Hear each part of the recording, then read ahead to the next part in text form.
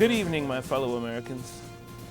Popcorn is electing a new executive producer for our television show. It's an important decision, and only you, the people, can make that decision. So who are you going to choose? Myself, the veteran, Tim Boehme, or my opponent, Matt Keeney, the new guy? Well, there's some important issues to consider. For one thing, there's the beard issue. Now, my opponent, Matt Keeney, is going to accuse me of being a flip-flopper because sometimes on the show I have a beard and right now say I don't have a beard. I've thought about this issue carefully. And frankly, I can't remember any politician since Lincoln that's had a beard. So that's just one thing that had to go when I decided to be executive producer. Then there's the issue of the flag. That's right. I have a flag, ladies and gentlemen, and it's right here.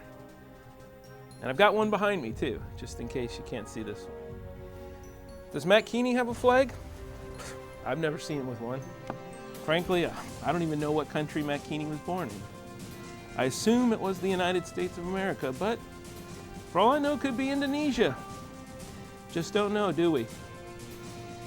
Well, then there's the issue of Skyler Ross, our former executive producer. Now, I'll admit, Skyler Ross is a friend of mine. Myself and Skyler Ross started this show. I would take a bullet for that man. But let's face it, he had some disastrous policies that nearly ruined this show. Remember when he picked that last movie, You Are Alone? It's true, I would have picked that movie if I hadn't thought of it first, but he picked it first and he did it. It was too edgy. We need more family movies for this show. And we're going to continue to do that under my administration. But let's look to the future. What can you expect if Tim Boehme is elected executive producer? Well, folks, I think you can expect more clips, more selections from the Perlinger archive. And hey, if you elect me, I guarantee we're going to have a new house band on this show. It's my promise to you. So, in conclusion, my name is Tim Boehme. But I'm not going to say my name is Tim Boehme and I approve this message, because that stopped being funny a long time ago. Vote for the true executive producer that you know can lead this country, well, at least this TV show, to a brighter future. Good night, and God bless America.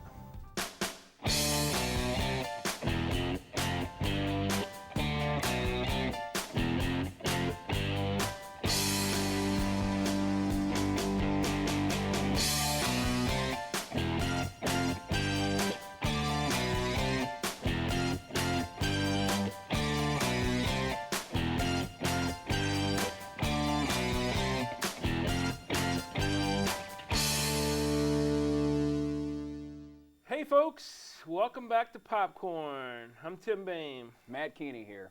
I say welcome back like they've just been sitting around waiting for the show to come, which of course they are. Well, hey, I know what you've been thinking. Yes, we do have a new president now, and we've got a lot of other new politicians and maybe some of the old ones too. But gee, I wish the political season could have lasted a little bit longer. So. Yeah. What you just saw was Popcorn's way of extending politics into the season, a little further into the season in Jefferson County. I'm sure this is going to be just as energetic as the And of Jay course, Nixon. we know who the president is now, right? It's so exciting that president was elected. Yeah, I had this idea that like all the polls are saying Obama, so like we should have done the whole show saying like, boy, isn't it great that President McCain is just, he's really taking charge, even though he's not in, like, and then if we'd been right, we would have, we would have been geniuses, and then, but then if we were wrong, people would have been like, what are they doing? Yeah. The whole time talking about President McCain. Let's just say we did not shoot this before the election. We know who the president is. It's so great that president is now elected. Yeah. Like they do it on The Simpsons. Pause for edit. Exactly.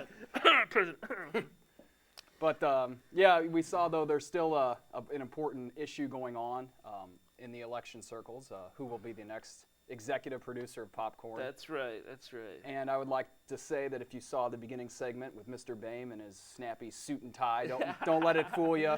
A lot of lies in that. And I have a response to that announcement. Let's take a look at this fine piece of political advertising. Who is Tim Boehme? He talks a big game about pop culture, but did you know he still listens to cassette tapes? He owns every episode of Saved by the Bell on VHS, and we're supposed to believe he's up on pop culture. Tim Boehme recently shaved his beard. What does Tim Boehme have to hide? Tim Boehme, bad for pop culture, bad for popcorn. The People's Committee for Pop Culture approved this advertisement. Well, I never. I gotta say, I do like that A.J. Slater, man. He's kind of hot. No, actually, I like what's her name, who was in. I did see that. Did you ever see Showgirls? Of course you did. Yeah, yeah. Who hasn't? What's her name? Elizabeth, whatever. So yeah. I don't know her I name. gotta say though, I mean, in all honesty, that's one of those shows that just did that get your generation, Saved by the Bell? It did, yeah. Okay. And it's still shown on Channel 2 at like 11:30 on Saturday. I catch it a little bit every once in a while. I'm like, I could see how I would have watched this if I'd been younger or whatever. I watched a little bit of 90210, but even that, I was too old. I was in college and that came on. Anywho, speaking of dreaming of celebrities, like I was with those two, I had two more dreams of celebrities. Uh-oh. What is this saying about me? I don't know. Maybe you're too absorbed with pop culture. The one of them was fairly normal. It was a dream of Charlize Theron. There you and I won't elaborate, but it pretty much went exactly like you'd think a dream of Charlize Theron would go. Then the other one was weird. It was with Peter Krause. Although I got an article here. Did you get your latest free newspaper on your? You don't have a lawn. Did they give you a free newspaper where you're? Do you have a lawn? Yeah, I do. Oh, okay. And I get the Journal sometimes. West County Journal. Do you get that thing like where that. they give the free magazine inside? I do not know. Free little goofy entertainment magazine. Parade. Yeah. Oh, Parade. So I have this article on Peter Krause. Actually. Who's Peter Krause? Yeah, this dude. Okay. Can you see, audience? No, you can't. You don't need to see. We'll put up a picture of him. Okay, picture, yeah. Anyway, Peter Krause. Well, he was on, 6 Feet Under. Now he's on Dirty Sexy Money, which I haven't watched yet. I did like 6 Feet Under. Haven't seen it. He was really good in 6 Feet Under. And Skyler reviewed a movie where he was like the main dude. That's where I remember his name from. That's right. So I wasn't even sure how to pronounce his name, but he says they pronounce it Krauser, which is weird. There's no R in it, but anywho. So here's my dream of Peter Krauser. First of all, I'm not even in this dream. I'm just like a spectator, right? Like I'm watching him on TV or something. He's in an airplane, and he's just about to skydive. He's about to jump out of the airplane, and the guy's like, "Well, wait a minute, dude. You got to put a backpack on first." That's weird. So then he puts the backpack on, or not a backpack, whatever, the thing with the parachute. Parachute, yeah, a backpack with a parachute in it. And then he doesn't pull the thing right away, so it's like, Peter Krauser wants to die apparently. But then he does pull it, and then it like separates into some weird, like it falls apart on him, like it's not working right. So even though but then somehow he lands and he's okay. So that was the whole dream. I know. Makes no sense. And it was like you were watching a movie with him yeah, in it like or I something wasn't like that? even in it at all. I was just like, hey, You wow. were worried for the fate of Peter Krause. I was worried for Peter Krause. I'm like, is Peter Krauser me? Do I have a death wish? What's going on? Is he standing in for me? Oh, well. So, and then the other thing I did this weekend, and I know you did too, was saw a movie. Actually, I saw two, but you want to tell us about the movie we saw? We saw it separately, but what was the... Zach and Miri make a porno. Did you say the full title when you ordered your movie No, ticket? I didn't. I felt a little weird doing that. I did. There were kids I around. insisted on doing it. And Real loud? There was like no, not really loud, but just normal. And there was a girl behind the thing, and she said, what was that again? And I said, Zach and Miri make a porno. And she's like, no, I mean, what time? And I'm like, it's 9:30. There's only one show. 10 o'clock, but 10 o'clock show. Let's Next go with Tuesday that. at 3 o'clock. Yeah. I'm coming back. Yeah, she said which one, and that's why I repeated it. And I was like, nah, okay, you meant which time. But anyway, yeah. So what give your review? Well, needless to say, by the title, it's not children appropriate. Of course, most of the stuff we talk about on this show isn't. This is an adult show, right? Yeah. I don't know. I mean, Kevin Smith, you probably have heard of him, maybe you haven't, but the ingenious director behind Clerks and Mallrats. Clerks 2. Clerks 2, of course, Chasing Amy. So, I mean, it goes along those same lines. So, obviously, a lot of dialogue and inappropriate and kind of, raunchy dialogue, I guess. It was pretty good. Cheesy at the end, but There really is a question: is like, do any people speak like this? I think some people do. yes, they do. I sort of do when I'm at the bowling alley, but that's about the only place left to curse, acceptable place to curse that much. If you do that in restaurants, people start to look at you. Really, not acceptable form of behavior. I've done that before. Anyway, but yeah, there's like a ridiculous. I mean, there's like I was thinking like this guy should be the next Judd Apatow. Like they should be slapping his name on every movie, and he should be like packing them in. Should be like 40-year-old virgin. He could have made that movie, but he just insists on like there is not a minute that goes by without some severe cursing, and he thinks of like creative things to talk about that I forget. It's not even just cursing. Sometimes it's like, well, again, the whole intricacies of pornography or the making of a porno. I mean, whoa, just the titles alone they came up with. I mean, you just don't hear stuff like that in movies. So yeah, I saw one person walk out. It's like I always go to movies where at least one person walks out. But how can you not know what you're getting into with the title? And if you don't, I guess you might not know who Kevin Smith is, but if you're familiar with his work, you should expect that. I would, I think there's certain people though that are ready for the Judd Apatow level of raunchiness. They're not quite ready for the like the Kevin Smith takes it up another notch, and they're like, whoa, too much. And like I was telling you earlier, through word of mouth, I heard that he had to push to even get the R rating that the whatever organization rates those movies wanted NC-17, and wow. Yeah, I mean, I can see it. I mean, but it is pretty. And then that one scene with Tracy Lords, her one sex scene that I recall. She's a famous porn actress, or used to be. And a techno music star. Is she a techno music star? Well, after she got out of the porn, she came out with like an album or two, I think. She's looking kind of haggard. I don't know if they're any good. She really was. Yeah, they slapped some makeup on her, but man, she had those crow's feet and everything. She was sort of like the wise old porno actress. She's been around the block. Yeah. But yeah, her scene was with that guy, and let's just say she was taking charge in the sex scene. I think that might have been an NC-17 deal right there. They're like, wait a minute now. Well, then one of really, they have a certain ideas. There's certain positions you can do, and that's it. I mean, you can't do like really exotic sex positions in movies and still get an R rating. But anyway, what were you gonna say? Well, the one actor from Jay and Silent Bob fame. What's his name? Jay. Yeah. His name's Jay, actually. Right. Right. Yeah. Well, Jason Mewes is his. Jason. Okay, that's right. Yeah, he was in it, and I didn't even know it was him until I figured it out. Like in the last 5 minutes of the movie, I'm like, wait a minute. It's weird. I should have known it was him. I guess any Kevin Smith movie, he's got to be in it somewhere. He's got to right? be. Yeah. They really didn't change him that much too, but you're right. He just they put a bunch of tattoos on him and he kind of buffed up a little bit. Cut his hair. That's why if he would have had the long hair, I would have probably recognized him immediately. But that might have been the NC-17 thing too, because full frontal nudity on him is probably. If we're not scaring you away from this movie already, then you can't be helped. Then sign up, baby, because I'm going to see it again this week. So the other one I saw that was kind of along the lines of movies I reviewed on this show, like British gangster flicks. Jim and I did a thing on that. It's called Rock and Rolla, and it's a British gangster flick. So I recommend it, but I think it's again sort of you have to be a fan of that Guy Ritchie style of like kind of frenetic camera work and lots of British slang and just if you're not into that whole. Can you even understand them? I can, but I've seen so many of these movies, and I've actually watched them with the subtitles on. But I've gotten to the point where I know a lot of the slang now. So yeah, if you don't like, I don't think my brother would dig it. He doesn't like anything like the vaguely foreign air to it or so.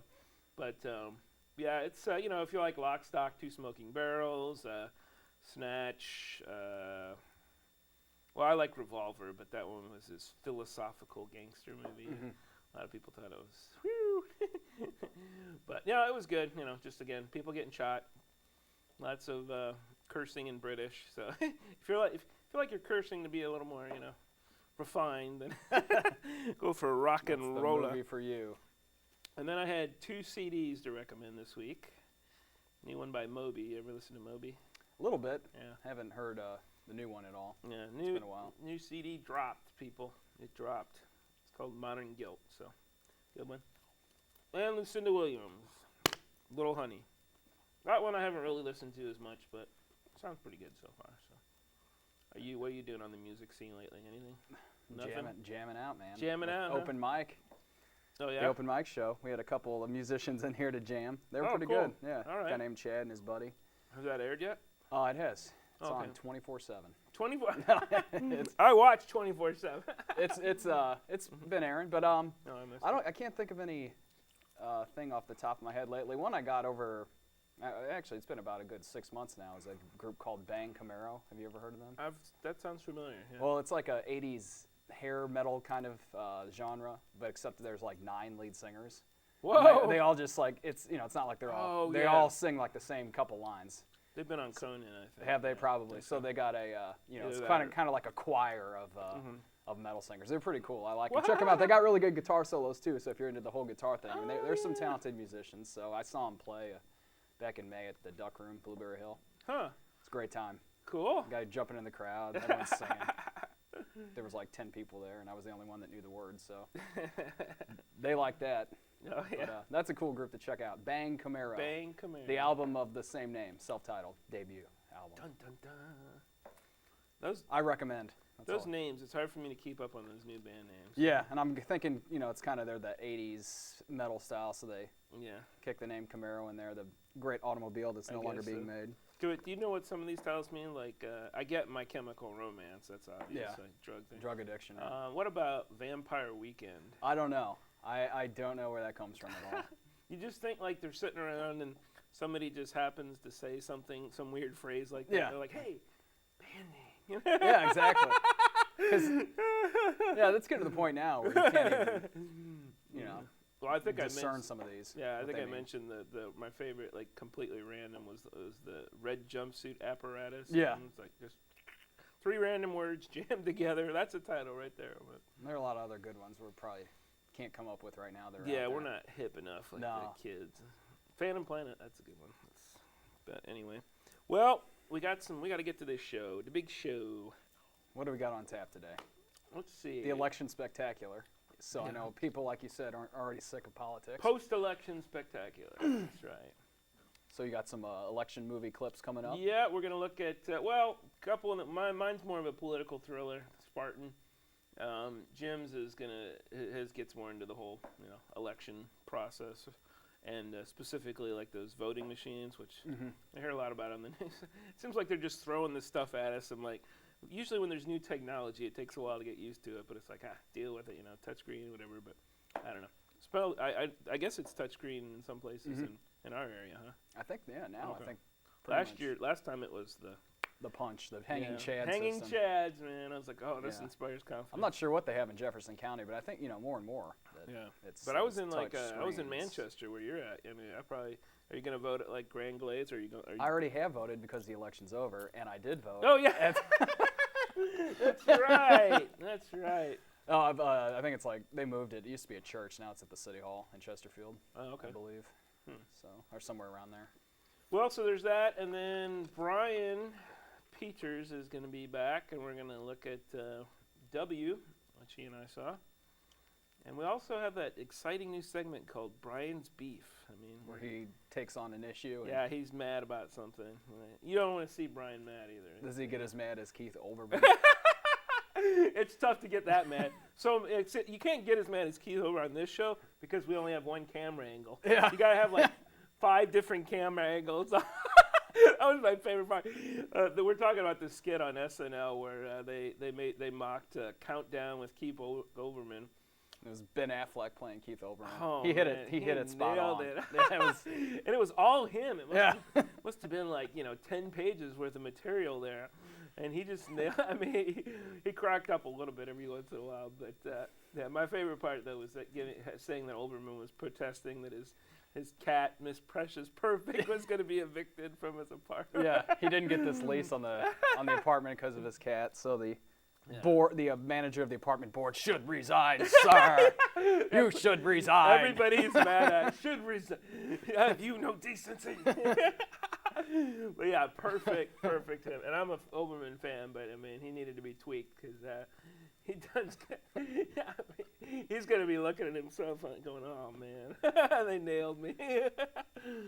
So yeah. But yeah, we'll see if Brian can get that much energy. I can't. Brian's special comment. And then we're going to look at TV shows you might have heard of, but maybe you never were, rich enough to have HBO like I was for 1 year. And but they have all these DVDs out now from every show that's ever been on HBO. So we're going to do a couple of sort of shows that are a little bit under the radar, The Wire and Deadwood. We're going to look at those shows. So. And we'll close it out with a couple of really weird cartoons from the 30s and 40s. Weird cartoons. Just strange. It's like a weird mix of cartoons and live action stuff and then back to cartoons. And yeah, My Merry Oldsmobile is singing. The one. Yeah. Which I guess is when Oldsmobiles were first coming out in the 30s or whenever it was. It's kind of a advertisement / infomercial. I don't know. Wouldn't it be funny if that's what they back in when they had I don't even know if they had Super Bowls back then, but wouldn't it be funny if they had a Super Bowl back then and that's the ad they try? I'm like, because this ad is apparently meant to sell cars and it's the most ridiculous thing you've ever seen, So. Yeah, and we have some water conservation tips or drought tips from My Little Raindrop. Very timely. Very timely. We're learning to conserve. So. That's right. All right, folks, big show. Stay tuned and. Let the fun begin.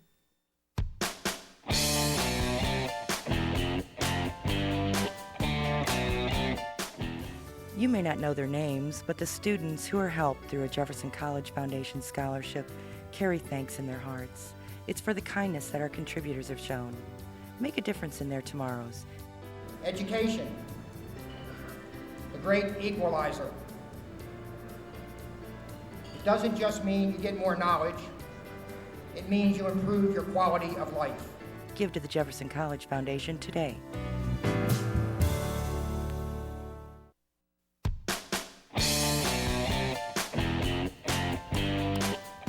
Welcome back to Popcorn, folks. Hello. Brian Peters in his house. We're back.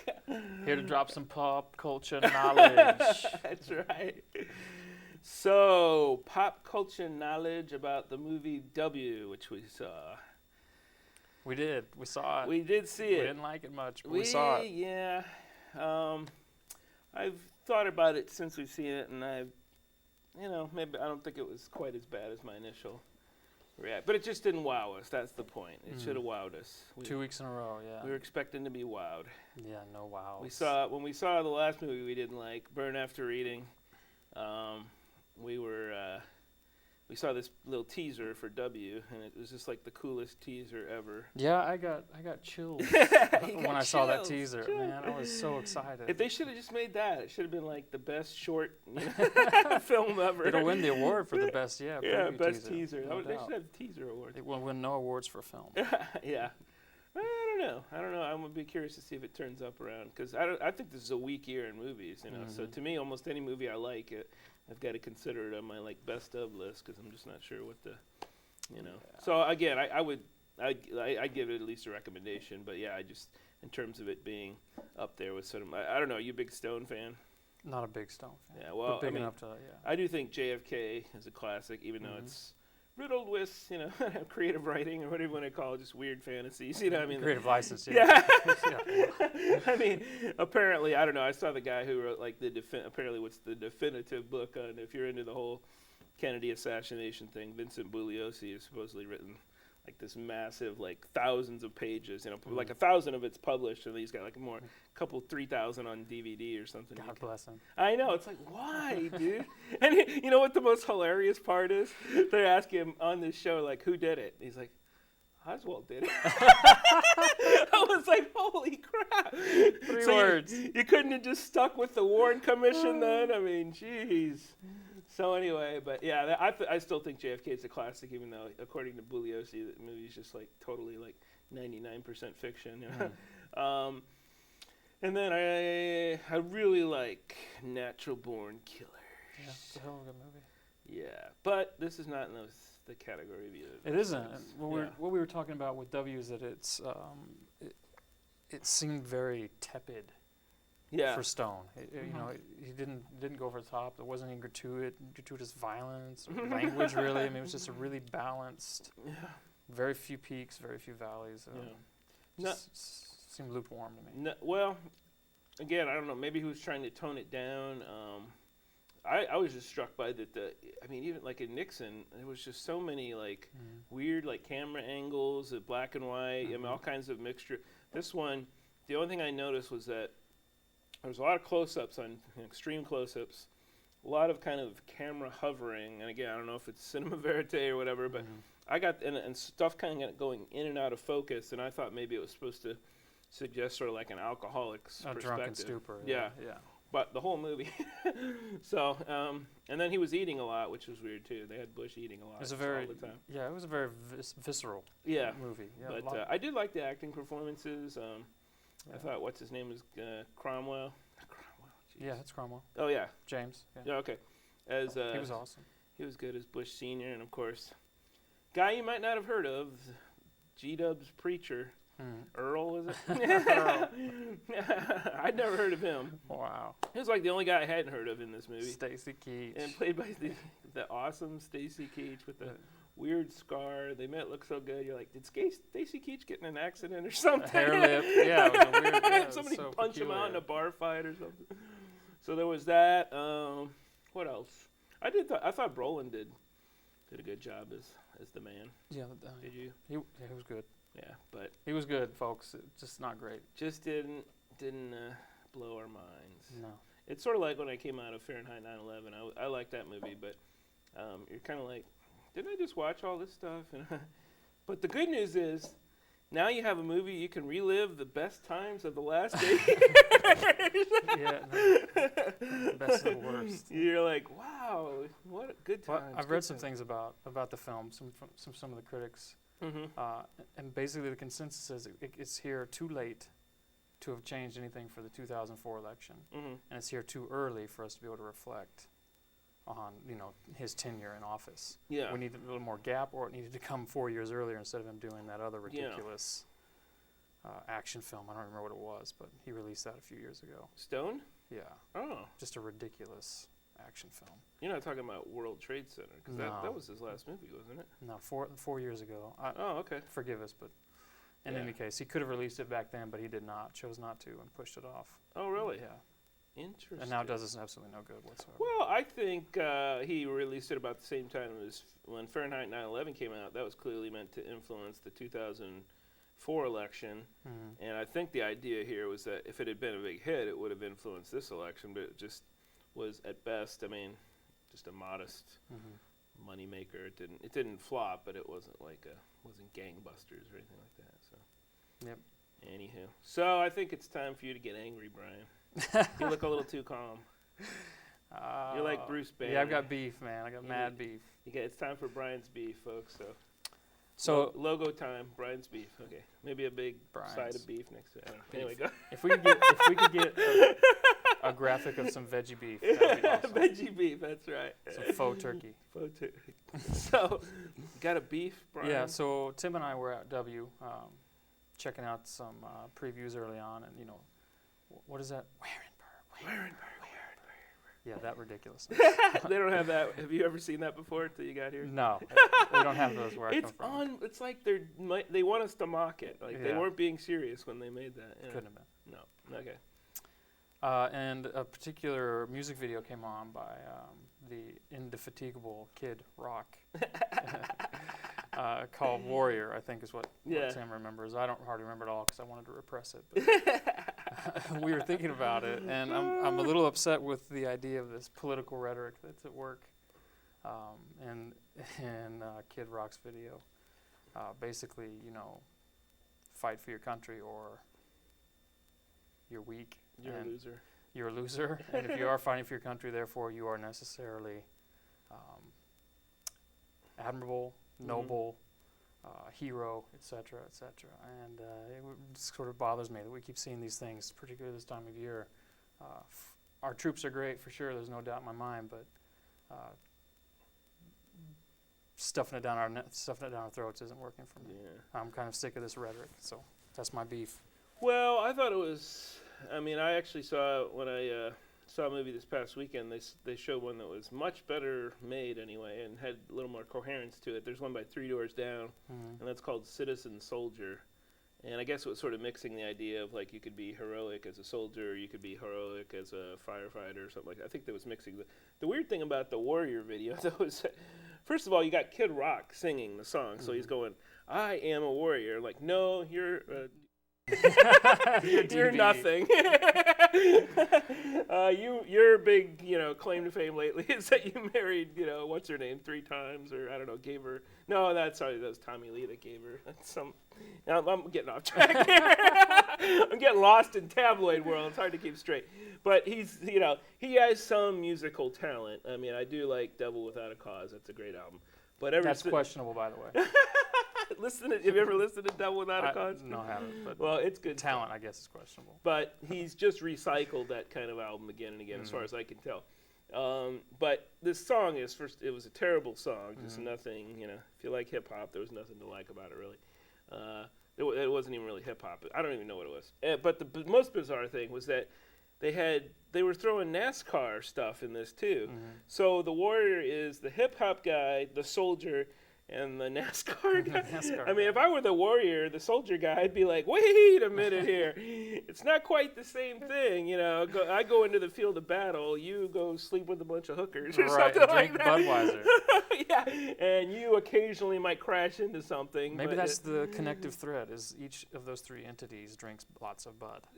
Or is, in harm's way of some sort, like Kid Rock's in danger of ODing STDs. or something. STDs, self-imposed harm's way in that case. So yeah, that was a good thing to be. In any case, just this about. Time of year, it's time for the election to get over with, so we can move well beyond all this ridiculous. Yeah, just overall as a recruitment thing was just not.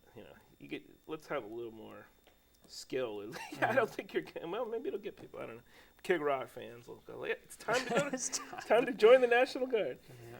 Well, tonight we got a different segment. I don't think we've ever done TV clips on the show before, so this is a little something new. Or to discuss TV at length. We're going to look at some shows that I think some of them have gotten their props critically, but you, the viewer, might have missed these. Slip through the cracks somehow. Well, like you didn't get HBO. Right. And then you didn't go rent the DVDs at the store. Or your library. Yeah, or your library. I don't know. I tried looking for them at Arnold, and I couldn't get The Wire or anything like that. So might be. Beg your library for more funding. Tell your library to order order these things. Yeah. As well as more cassette books on. That's just you that wants those. Go back to making more cassette. They don't even make them anymore. They just got a bunch of old ones. They got DVD, but they don't have any on tape anymore. And tape's my favorite, medium there. Anyway, and I've been attacked for it, frankly. So anyway, death of the book. So the show I'm going to be giving props to here is called Deadwood. And I don't know. I think have you watched this before? I have not. Okay. Well, maybe it's not that much in the public consciousness then, but it was awesome. It only lasted 3 seasons, and it was a Western set in, I guess, the Dakota Territories. And I'm going to guess the wrong year, but I'm thinking somewhere around 1890, just off the top of my head. A total guess. But so it's like loosely historical, like Wild Bill Hickok is there until, if you know your history, until he gets killed.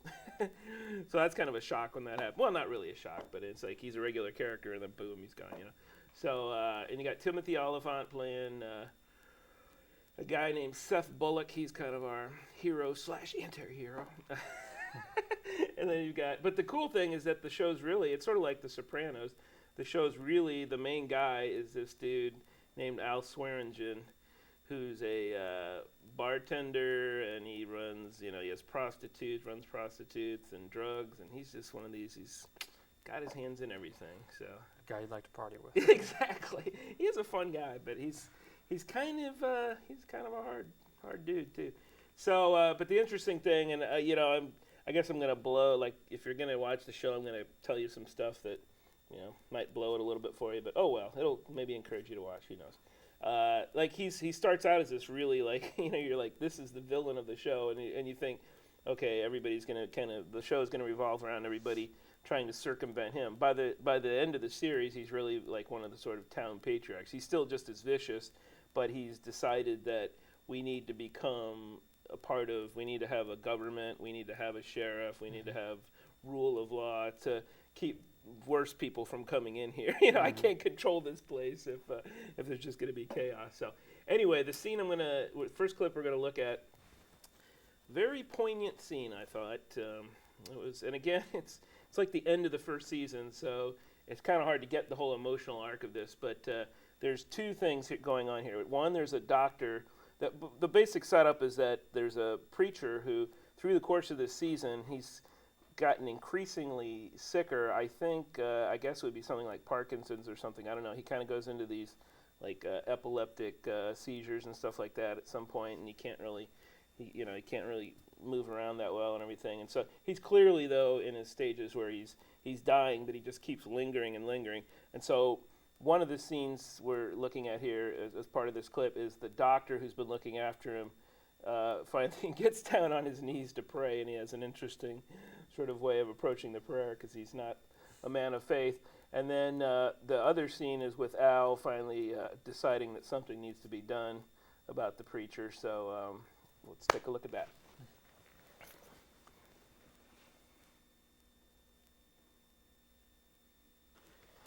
Maybe that should just be one of the features of all my clips where, somebody dies in this clip.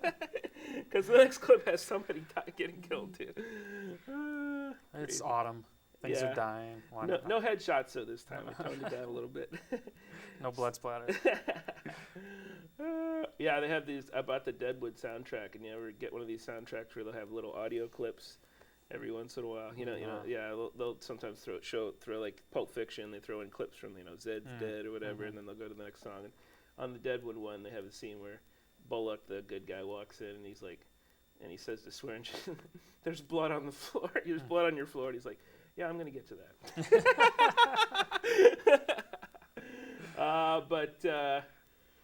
So Al is a complicated dude. He's again, he's very vicious in some ways, but to me, it was his most heroic in that scene, and but again, by doing stuff that other people aren't willing to do. The other weird thing about this show, and it's kind of fitting because we talked about earlier in the show, we talked about Zach and Miri make a porno, and there's lots of cursing in this show too. In fact, I used to go to the site that would review it, and they'd count how many times the F word was said, and it was like 80 times average, I think, one episode.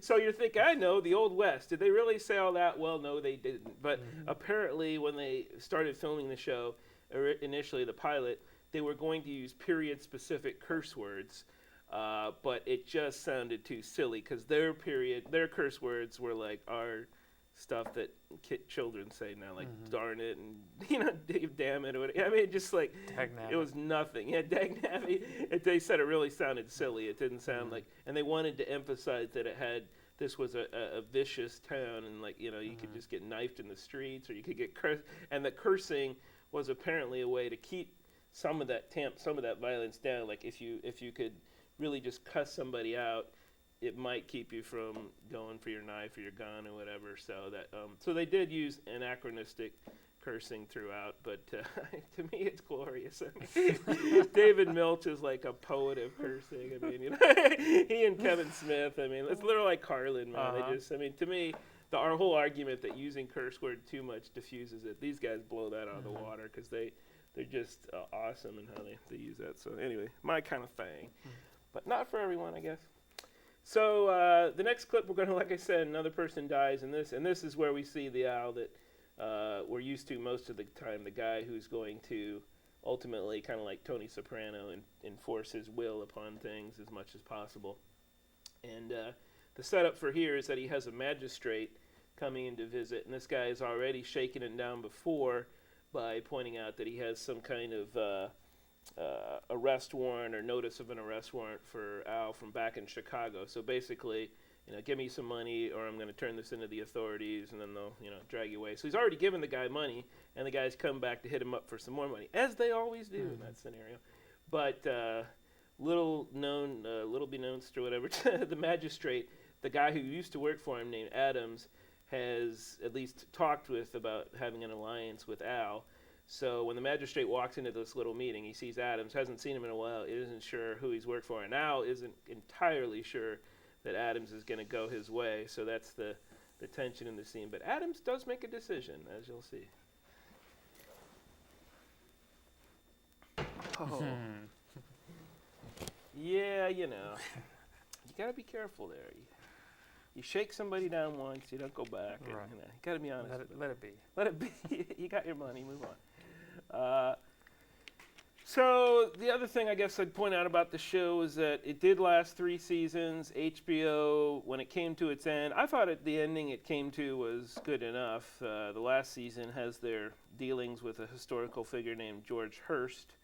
And that's what I hate it when you're bound by history on some of these things. Like, you just want to see the guy just, Yeah, you're revisionist. Yeah. But no, they actually stuck with but so don't read your history on this one. Be surprised as to what happens. But not quite as satisfying as if you could just make it up, I guess. But and then they had said, HBO, when it concluded the series or canceled it basically, they said that they were going to do 2 more 2-hour movies to finish his overall story arc, and of course they reneged on it. I mean, all the actors went off and did other things, and Milch himself, David Milch, the creator of the show, went on to do a very bizarre show called John from Cincinnati, which was crap. Flopped. Yeah.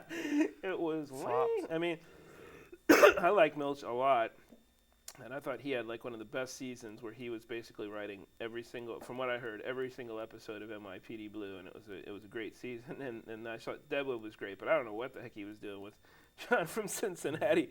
And I think I watched all the episodes too, and I could not figure what that was supposed to be exactly. It was like the supernatural, right? Right. Yeah. He's like some Jesus figure, and he's but he's talking in gibberish most of the time. Jesus did not talk in gibberish. Whatever you want to say about him, I mean, most of his stuff was straightforward. I mean, a couple parables here and there he had to figure out, but I mean, really, he would just talk in this weirdo language, and I don't know. He just and again, they had a lot of cursing, and it just didn't. You're like, okay, well, I understand that, but I don't quite understand what the weirdo's saying. But it was like, what if Forrest Gump was Jesus? Sort of my impression of it was like some total idiot or something, But no, even Forrest Gump made sense. Right. So don't watch John from Cincinnati. Don't rent that. I actually read a review where somebody's like, yeah, this is underappreciated. No, it wasn't. It was crap. So, well, let's talk about a show that's not crap, and I have not watched this, but I have heard universal critical acclaim for the show you're going to tell us about. Yeah, I'm going to talk about the show The Wire, which was also on HBO. I have not seen Deadwood, and he has not seen The Wire, but we just like 2 episodes. 2 episodes, but he's gonna see. I'm going to check it out. Yeah, and you should too, without a doubt. Like Tim said, it's massive critical acclaim.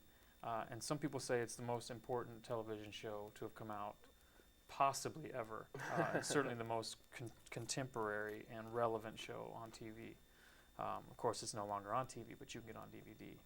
And that lasted, what, like 6 or 7? Five seasons. Okay. Yeah. In any case, it's called The Wire. It's set in Baltimore, Maryland.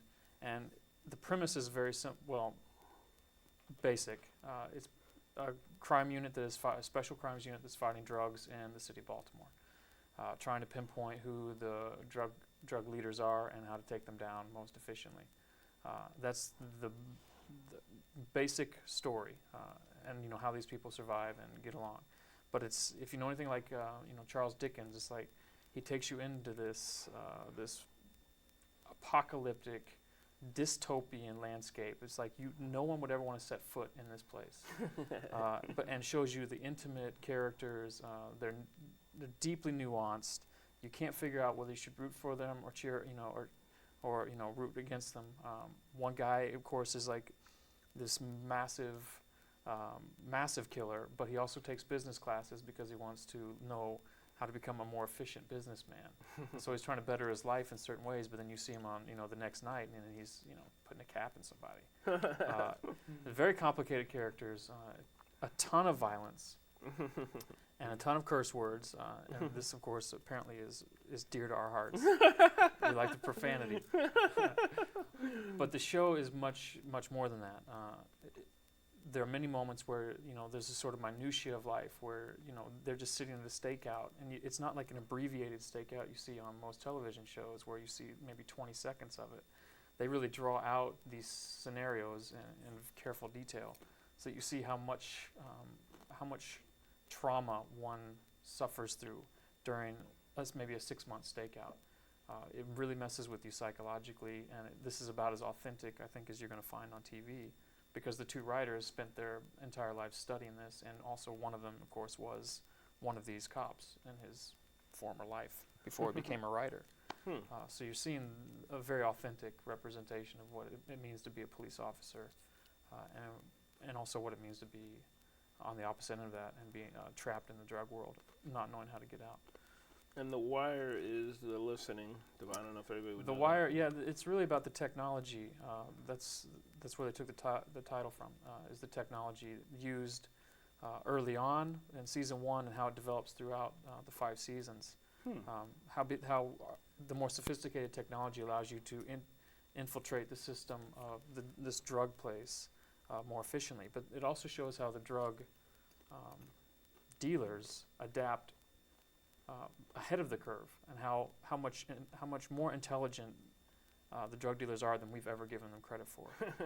They've always been a step ahead of the police and the technology itself. So, like I said, it's a very complicated picture that they paint of this world, and it's a very intimate environment too.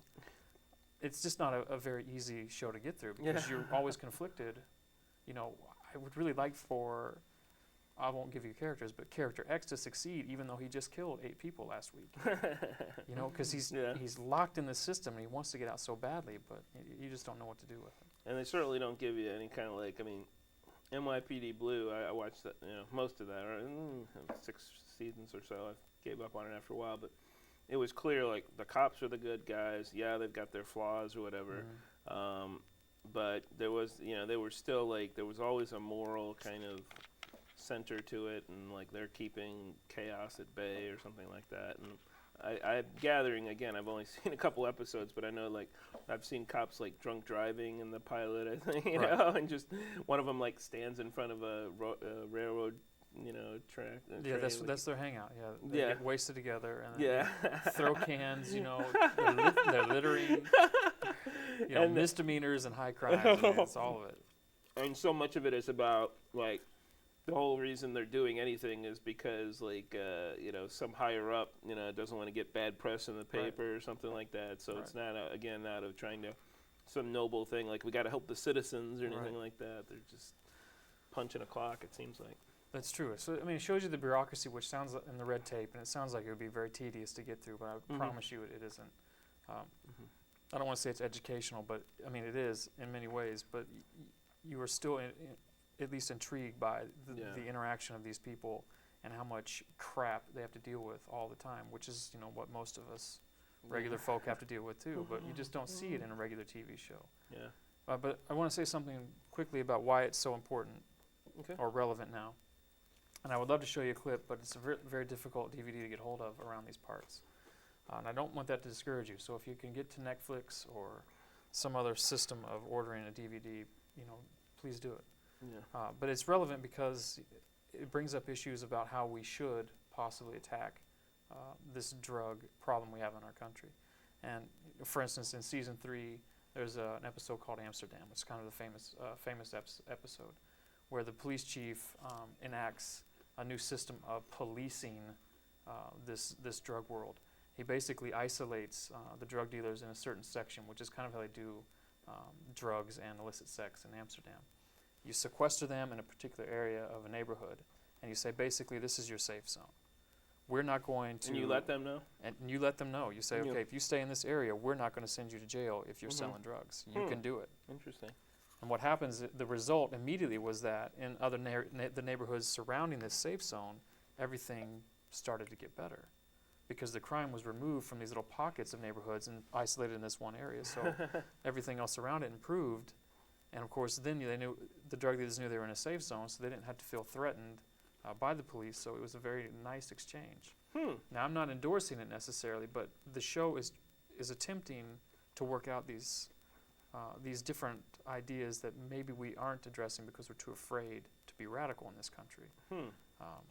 Like I said, I'm not endorsing it, but it at least makes us think about what different ways we can employ to make this go away.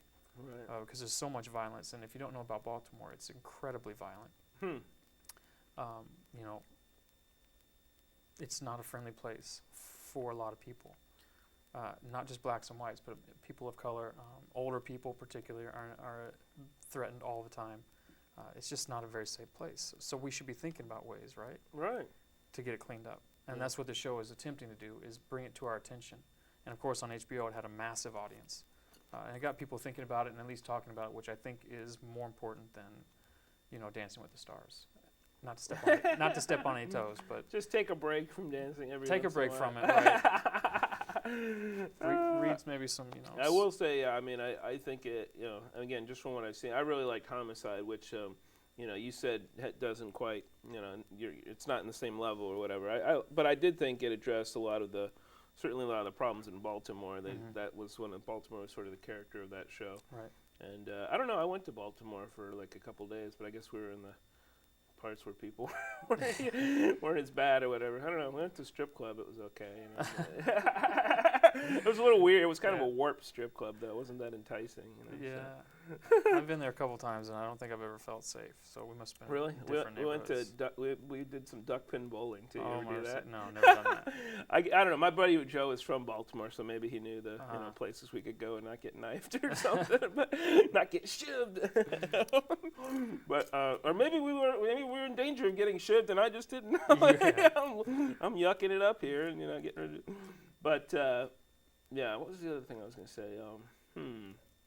Well, I think, yeah, I will say that if you're only into TV for escapism, then this isn't, you know, it's probably ain't going to do it for you, right? No, well, I mean, yeah, because it can, right? Because there are moments where, you know, you're really immersed in the sort of the heist, right? Because, you know, there's one great character in there who has a scar on his face that you will love to follow if you get into it, and he's always trying to set up these intricate heists, so you can escape in those moments. Okay. But the reason I like it so much is because of the balance, because it doesn't just take you away to a different land; it actually grounds you at the same time. Yeah. It's just a heck of a good show. Yeah, on that war and drugs thing too, I was going to mention. It's funny, like with the Iraq thing, no matter how bad that got, there were still people, we're winning or whatever, we're going to win. I've never heard anybody say we're winning the war on drugs. I mean, nobody. I mean, who's saying we're doing good at that? Yeah, well, one of the famous lines in the first season is, well, you know, war's end. Because someone mistakenly says, you know, this drug war, and the guy corrects him and says, well, war's end, and this isn't going to end. Yeah. It's a very realistic and dark show, which might appeal to some of you, I hope. Well, I mean, again, I have never heard a show that had that much universal acclaim, and I think it just came on at a time where I didn't have HBO, so I didn't get on the ground floor. Sometimes if I don't do that, it's hard to, but I'm going to check it out this summer. So One thing, because you said that, you need to start with episode 1. Yeah. And you have to work your way all the way through, because you can't just follow it. Yeah. Right. It's like I said, you know, with the Dickens. I mean, you know, it's a massive story arc. You can't just pick up a paragraph of Dickens and get it. It's not going to happen with this either. You have to understand the people or the town, because the town's a character. I mean, you've got to understand there's a massive trajectory, and you will be derailed if you try to hop in the middle.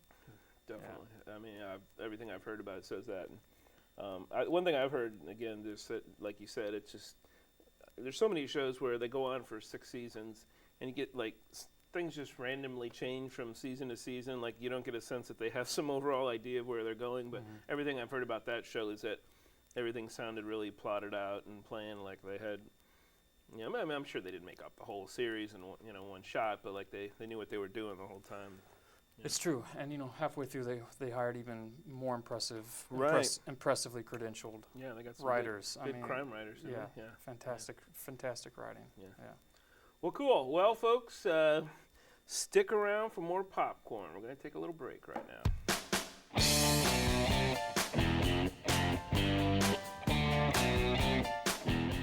It's like going to Harvard in Jefferson County. Students have the best education possible. Top-notch education. Quality education is a 10. I love the fact that Jefferson College is so close to my home. It's great. I love it. It works for my schedule. The housing is incredibly convenient. Class schedules are very convenient for students. I'm Stacy Self. I'm Kimberly Clark. I'm Nick Schaefer. I'm Della Selman, and I discovered my future at Jefferson College.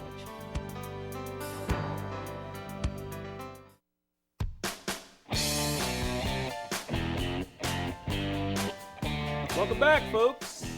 It's me, Tim Boehme. It's our man, Jim Watson.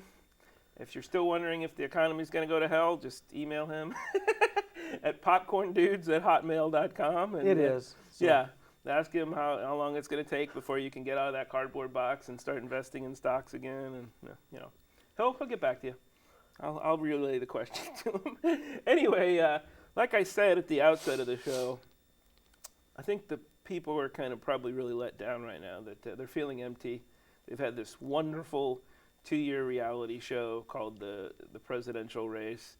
It's over now. We've elected all our people, but it's like, if only there was more discussion about politics and such. Well, we're bringing that into this show tonight with 2 movies that both have political elements to them. Although the darker side of it. The darker side, the side. Yes. It's not the sweetness and light side that you've come to love with right. when you've watched them, like Ted Stevenson being convicted, that fun stuff, or Larry Craig in the bathroom, yes, that good stuff. Tapping shoes in the bathroom. Right. John Edwards having an affair with while his and a $400 wife haircut, had cancer. Yeah, that. And then a shopping spree. $150,000 for clothing. Yes, yes. Every hockey mom needs a good credit card, I guess. But well, those pucks fly. You might change that's right. Change your clothes. You never know about that. I heard she doesn't need. She knows how to take care of herself. Apparently, she messed up our goalie. Somebody was telling me he tripped over her little. Oh, when he was walking out, right. But tonight we're going to be looking at movies that. Well, here's actually is much more relevant to the whole because it is an election movie or about that. So mine's about a presidential election, as a matter of fact, as well. Mine is the Person of the Year, and Man of the Year. I thought it was Person of the Year. Huh? Man of the Year. Yeah. I'm sorry. I don't even know the movie.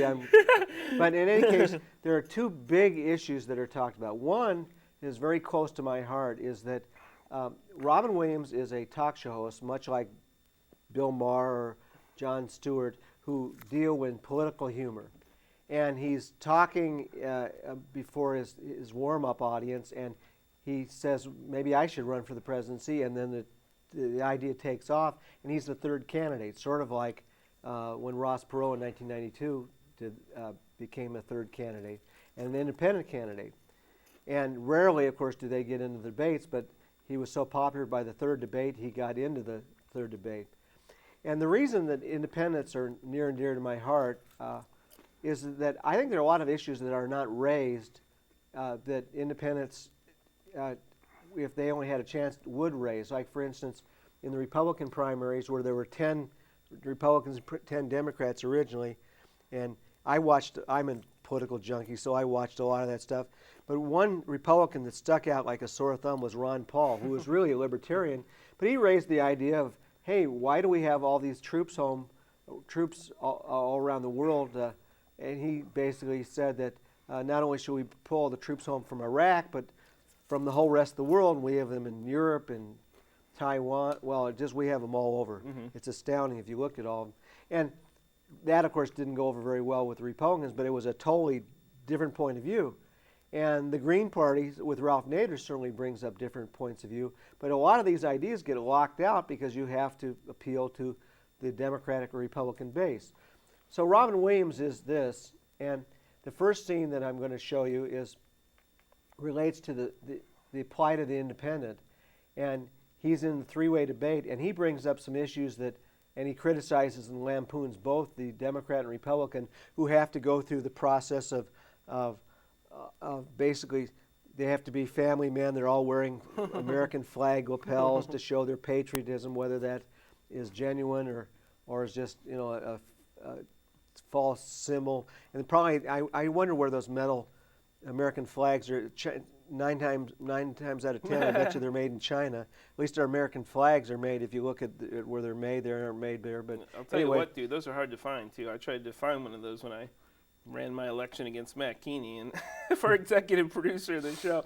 I could not find a flag lapel pin anywhere in this city. And I bet you didn't have a harder time finding one made in America. Yeah. But in any case, this first scene that we're going to show has to do with that issue.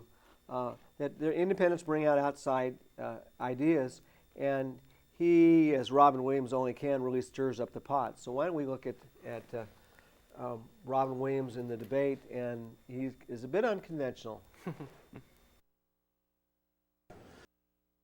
As you might have noticed, you see Christopher Walken in the movie and Louis Black, and they're some of his campaign advisors. They were the people who ran his television show, so that's why they're in. At first, before he has this breakout scene where he goes off the reservation, as the common cliche is, he is running a very conventional campaign, and actually is boring and took the humor out of it, but then he decided just to let it loose, and you can see from that last scene what the results were. But it turns out that darned if he doesn't win the election. Now it turns out the reason he wins the election isn't always on the up and up. He does well for an independent, almost as well as Ross Perot did in 1992, and probably as well as Teddy Roosevelt did as a Bull Moose party in 1912 or whatever. I remember that one well. But the second issue that this movie investigates is voting fraud, and more we've gone to voting machines, and I kind of linked two scenes back to back. There was a very short scene that shows you the whole nation, it turns out, is voting by way of machine. No paper trail, and I've heard in Canada they vote by paper and pencil and paper, and they're able to find out who is president fairly quickly, and there's obviously a paper trail, but it's all done by a machine. And I wanted to include, and it's just a 45-second scene, you can see Robin Williams voting for himself, but it's in a laundromat, of all things. So it's everywhere. And then you've got a scene where Chris Matthews says that, well, this all seems to be going fine. It's none of the long lines, and that certainly is a problem. I mean, people are voting early now, and there have been lines of 4 and 5 hours long. All that seems to be efficient. And all that seems to be efficient, but the trouble is there's a glitch in the system. And Laura Linney is the other star of the movie, one of the 4 stars in the movie, and she realizes that something is amiss. But this is about the issue about, voting machines and fraud, and there certainly have been fraud. There's already been somebody who realized that they voted for Obama, and it turned out that vote turned out to be for McCain. So machines can be rigged. Either it's rigged or it's by accident, but in any case, there should be a paper trail, and so this is what this scene is about.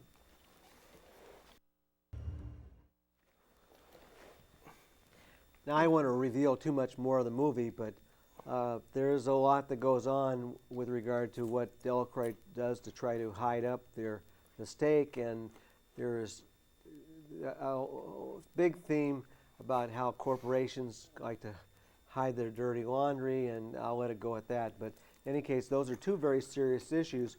We have a two-party system that locks out other ideas, and as a matter of fact, George Washington and John Adams in that John Adams series were very fearful of having a two-party system, and I think we have less participation because of it. But also, the new threat is all this higher technology that can is susceptible to people rigging elections.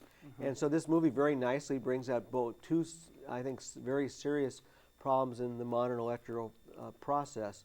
And it does so in a very humorous way, because when you have Robin Williams and then you add in Christopher Walken, who does a lot of narration, and he has this way of speaking that is just incredible. Yeah. And then Louis Black is very funny as well.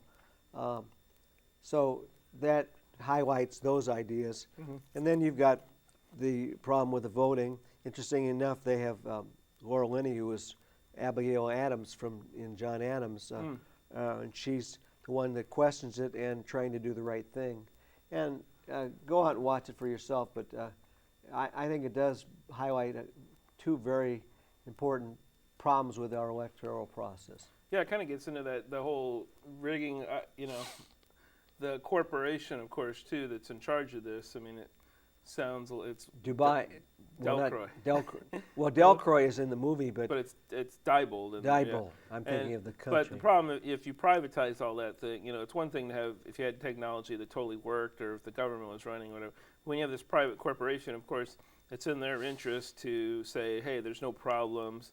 It's like all the things we've heard recently where, oh yeah, there's no problems with those drugs you're taking or this or that or the other. It seems like cover-ups. Yes. Yeah, cover-ups and things that again are pretty important, but they could care less. I mean, it's the profit motive. Right. I actually had a student this week who said that if they found a cure for cancer, they would probably hide it because it would cost a lot of money. It would wipe out the profit motive. Now, I've actually, I knew a friend.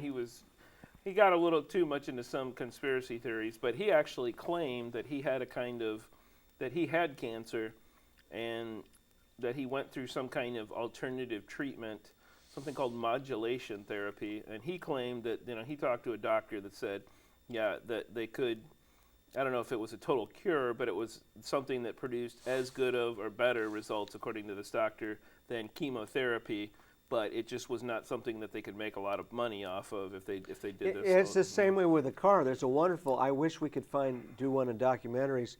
I could find out the movie, the documentary "Who Killed the Electric Car," and they sweep things under the rug and new innovations. And capitalism is supposed to promote innovations, but if you're making profit the way it is, why rock the boat? If you're making buku money, and of course, some of the people even lose money for their companies are walking away with hundreds of millions of dollars. So yeah, it's one thing when a good, the best product wins and dominates because it's so awesome. But when we get rid of any kind of, and like I said, the corporation in this movie, they don't care whether the election was rigged or whatever. Or who wins. Or who wins. They just want to be able to say our machines work perfectly and that kind of thing. And the other thing that struck me about the movie is that, first of all, it was directed by Barry Levinson, who I don't know if he's had a great movie in a while, but I thought this one was pretty good. It seemed, I just can't remember right offhand some of his, but I know he had Cadillac Man that was well regarded, and he has another Robin Williams movie. Yeah, he's just got a couple of really good movies on his resume, and he also was I think either executive producer, maybe partial creator of the show Homicide, which I thought was one of the great TV shows. But the other thing he does here is that he has it's very dialogue driven. And I like how he's got Louis Black and Chris Walken as sort of, it's like smart people analyze a lot of times you have a bunch of dummies on TV analyzing, some of them are kind of smart, but here it's sort of like they're picking apart stuff like, oh yeah, I've got to be the family man image, and they're talking about it in terms of what the business they know, show business, and how you have to inject some humor or some humanity into it, rather than just getting up there and being robotic. Unfortunately, I think when we had our recent, debates, presidential debates, I mean, there was some interesting stuff conveyed, but to me, there was at least the first two debates in particular presidential debates were fairly straightforward. I didn't really hear a lot of passion. It's just a good thing that our media wasn't around when we had our founding fathers, or even Abraham Lincoln, because Abraham Lincoln wasn't exactly the most charismatic looking person, and after George Washington had wooden teeth. Yeah. So and Thomas Jefferson stuttered and couldn't have spoken, and so there's an argument for that too. Yeah, there's an argument for you know, are we really getting the best and the brightest? I mean, you also have to have star quality. Yeah. And if you don't have star quality, you aren't going to make it very far in politics. But to me, part of that means it's not just a matter of being flashy or telling good jokes, like, you know, somebody like Williams can do, having a quick mind like that. But can you come off as a person rather than somebody simply saying, here, you know, laying out my policies and doing it in a very, and first of all, doing it in a way that seems disingenuous a lot of times. I mean, one thing that was talked about with both presidential candidates, they're both promising us the moon, and, you know, and they know they can't deliver on all that. So it's like, you're just lying to my face on some of this, how you're going to handle the economy. But what you've got to do is connect with the That's people. True. Right. And they made their handlers make a big deal about how you connect. Right. And some good people might be weeded out. Yeah. No, I don't know. I think that we... Sure. Like you said, Ron Paul or Dennis Kucinich. I mean, I thought they were two people on both sides who were interesting. At least they had interesting ideas, but they were marginalized. And, right. And well, I guess we're going to take a little break here. When we come back, we've got my idea of a political movie, a little less, a little cloak and dagger. A little less cerebral, maybe, but still got some interesting political stuff. So take a little break and be right back.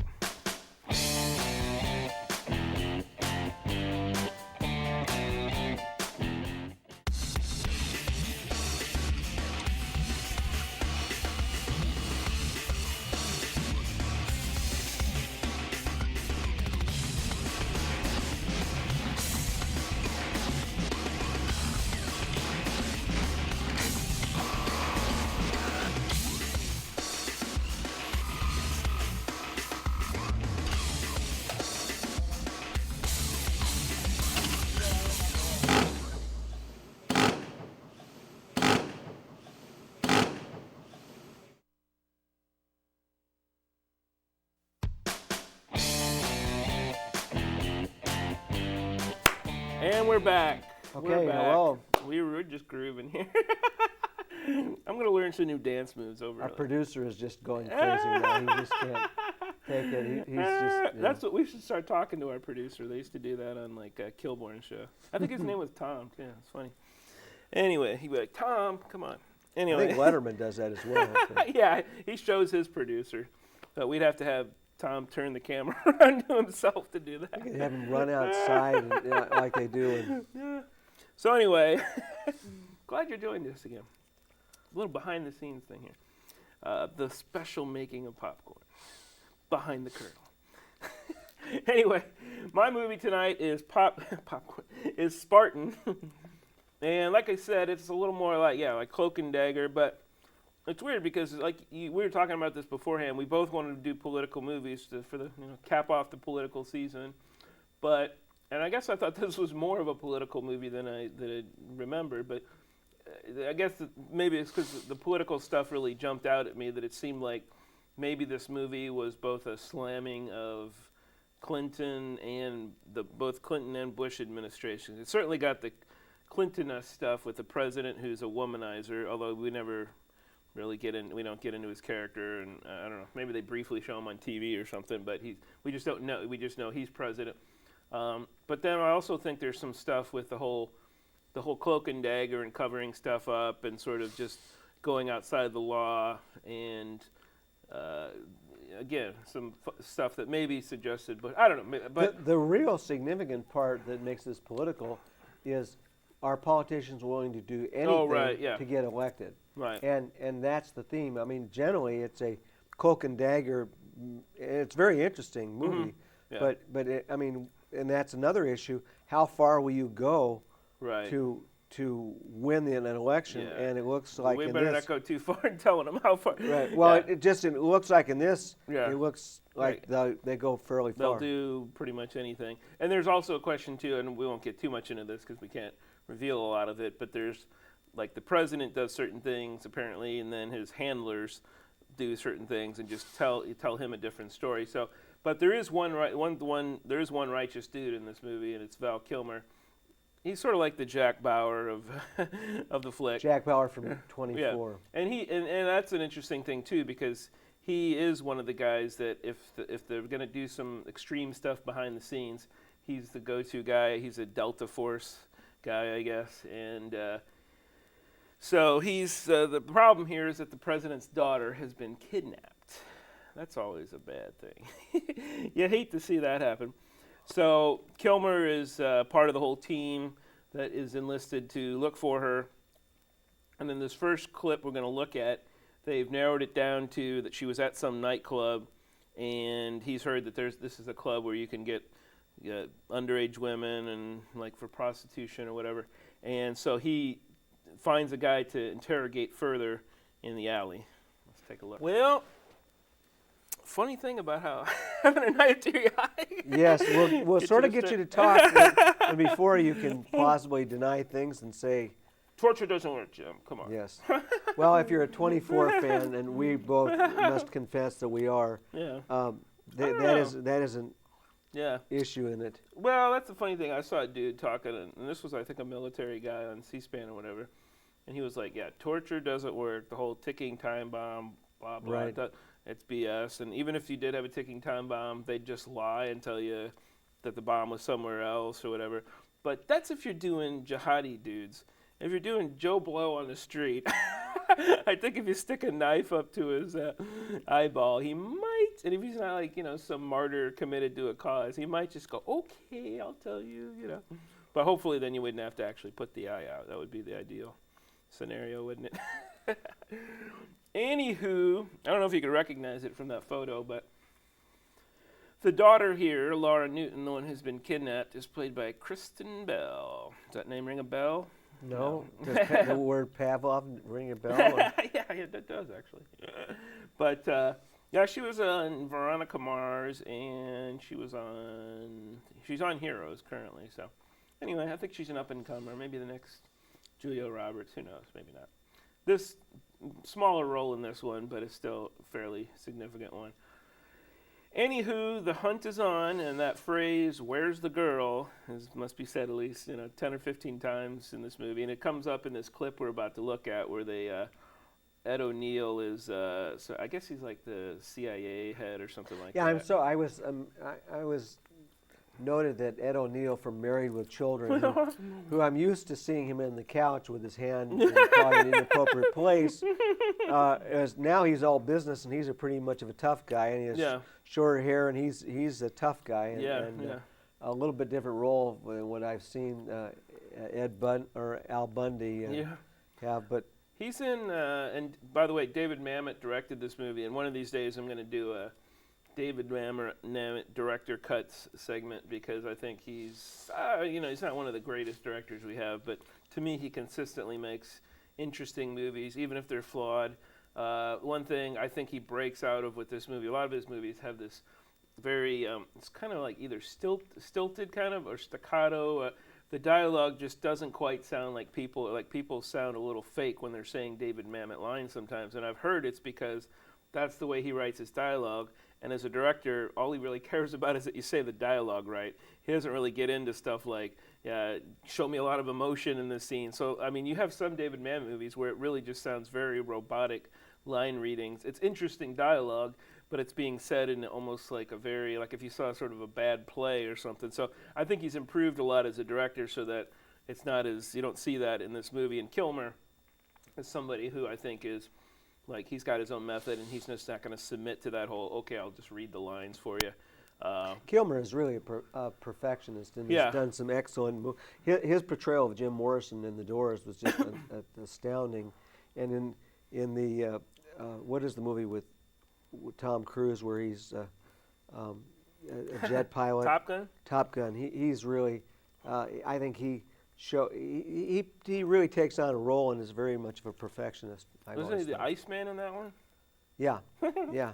Wow, I never heard people go, hey, great acting in Top Gun. But I haven't seen it in a while, so it probably is a good movie. I mean, I liked him in Thunderheart. But particularly, I mean, he just captured Jim Morrison to a T. Oh, yeah, that one, he certainly had a very interesting persona there. Right. He's great in Thunderheart, and there's just he wasn't great at Batman, okay. Everybody flubs every once in a while. That'd been funny in that torture scene. He's like, I'm Batman. Tell me where the girls. Anyway, let's take a look at Al Bundy here, trying to get the search going. Off the couch.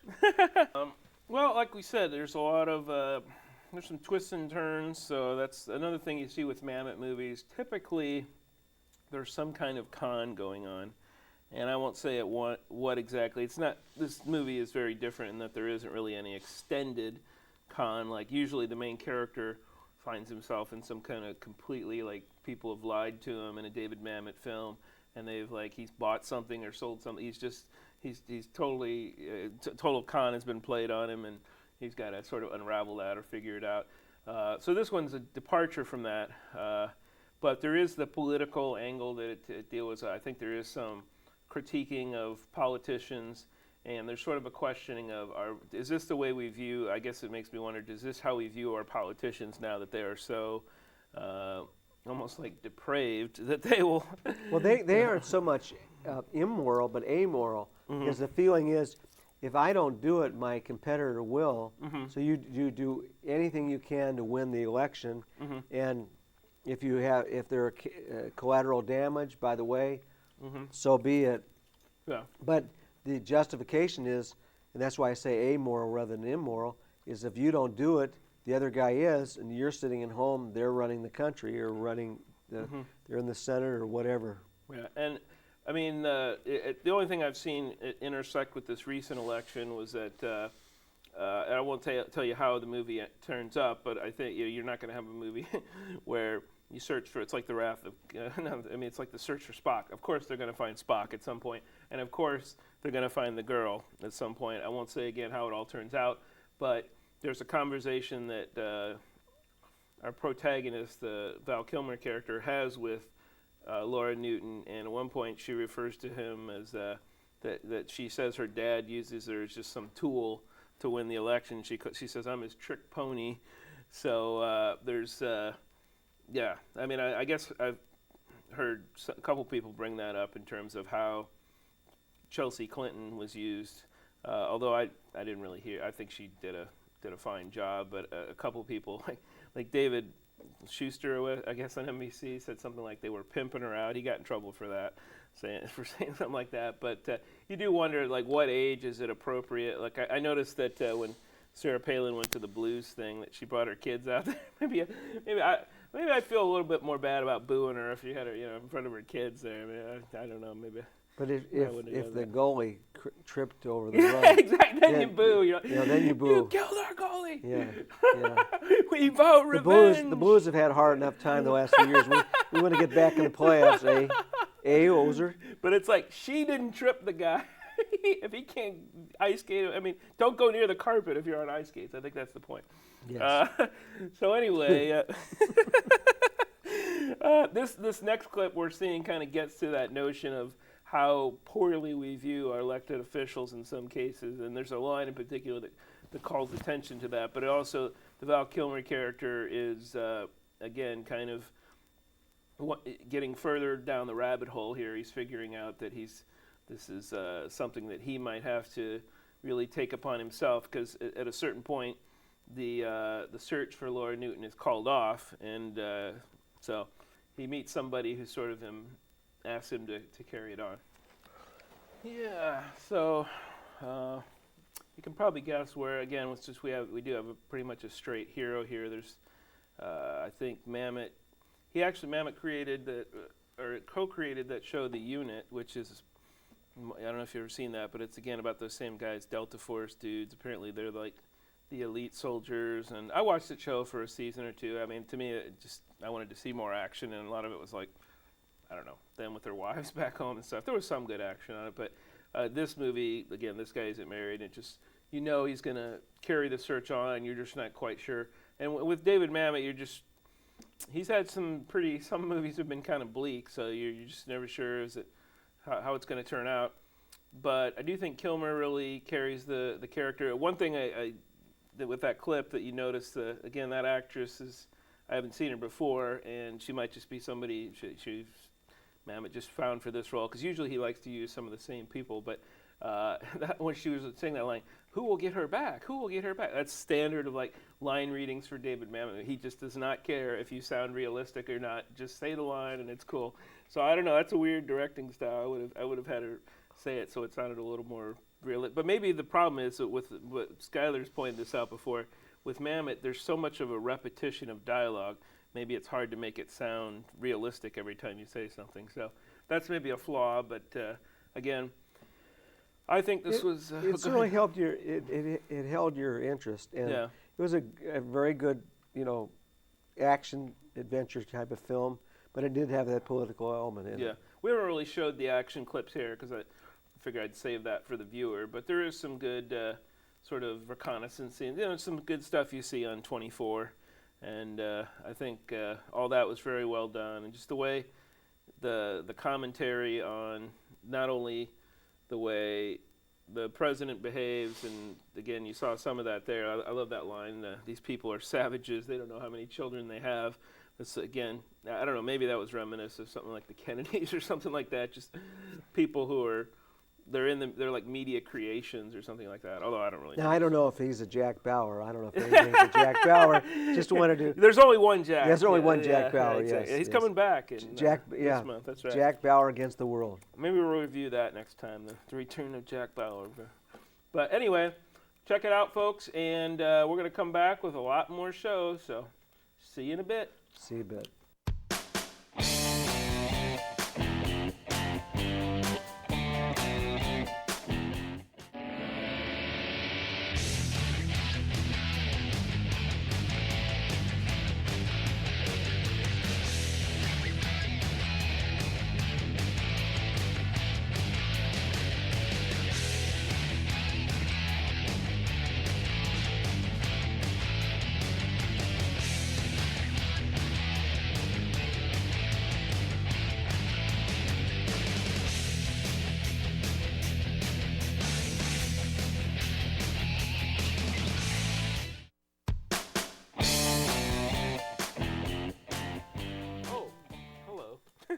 Didn't notice you there. Yeah. Hi. You're back, are you? Well, so are we. It's popcorn. That's right.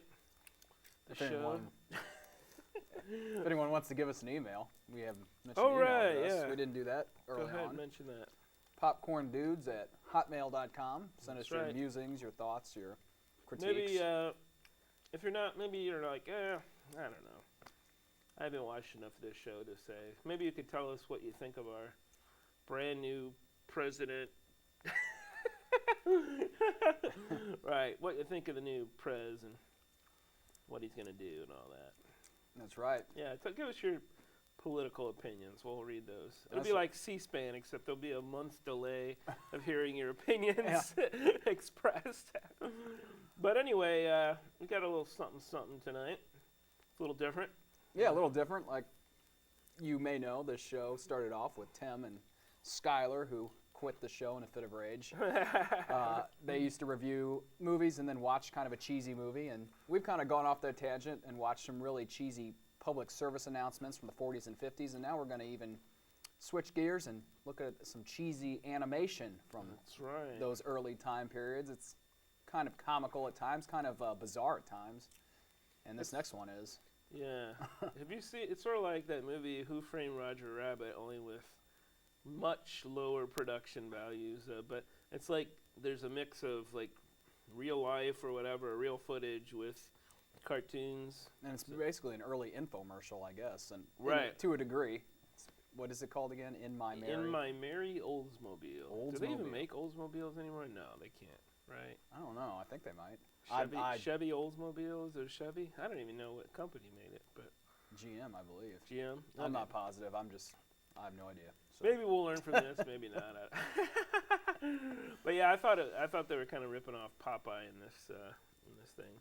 I saw the resemblance too. The one short mini, especially that Popeye, guy, yeah. and from Little Guy. Yeah, I mean, I guess the music was a little bit similar to what they used to have. Or? Except that song, there's nothing quite similar to that. And that's one you just want to forget. Yeah. Forever. But yeah, they kind of have the obese olive oil and the. Actually, it looks like they merged the character of Wimpy with Bluto because they got the guy with the gigantic schnoz. So that's Big always evil mustache. That's right. So I don't know. It's disturbing, frankly. It's a disturbing cartoon, but that's why we love it here. So let's take a look.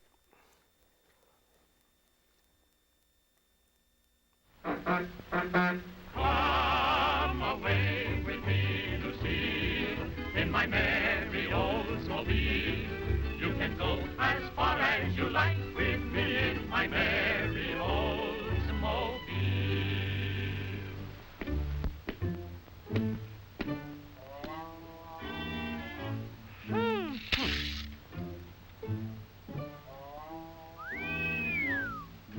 Shame on you. We'll see. Oh, some pippin'.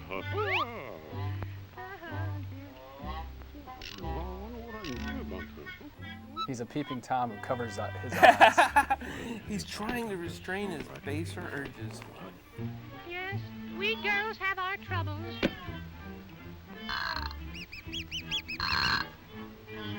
Just fits.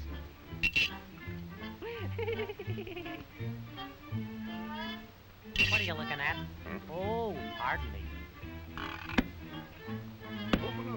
Open the door. Open up the door. Open it. Open. Open. Inside. Oh, it's you. Oh, Arr. oh. Come away with me, Lucille, in my great big automobile. Down the road of life we'll fly, automobiling, you and I. To the church we'll swiftly steal, then our wedding bells will peal. You can go as far as you like. I get the sense the candy is supposed to represent something there. What could it be? I really don't know.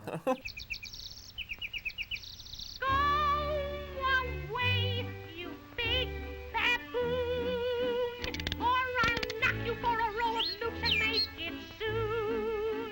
You're the type that should be taken out and drowned. You give me an awful pain when you're around. Is that Mickey Mouse? What the heck? Another ripoff. There's a ripoff of Popeye and Mickey Mouse. There's little Popeye. Little Popeye. Not too big on brains. Clearly, there you go. He doesn't have his spinach. That's what he needs. Oh yeah, door's locked. Can't get in. Can't get through that huge hole in the middle. The big fat guy left, yeah. There are a few crimes going on here, one of which is that top hat the villain's wearing. If Mr. Blackwell was still alive, he'd have something to say about that.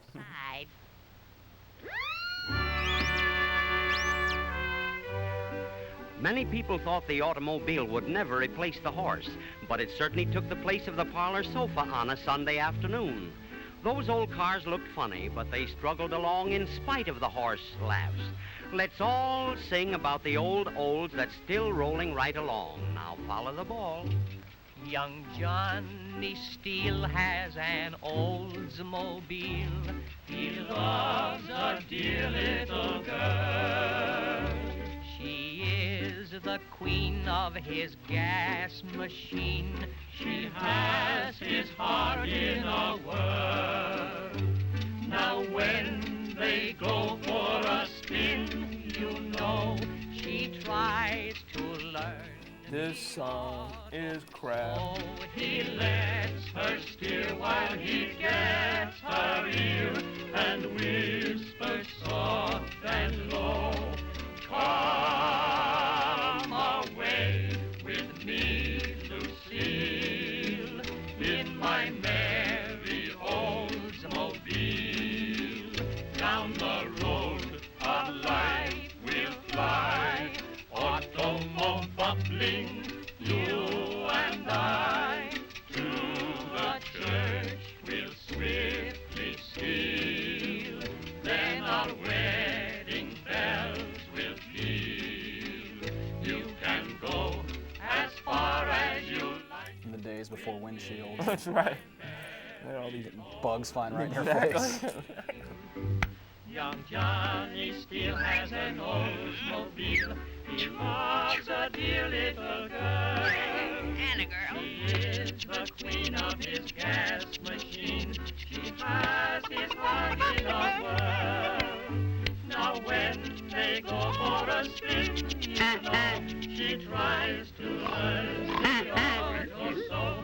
She lets her steer while he gets her ear and whispers soft and low. Come away with me, Luke. That song one more time, folks. I don't think I've got it yet. How's it go? Of life will fly, automobiling, you and I, through the church we'll slip his gate. Hey. Then our wedding bells will ring.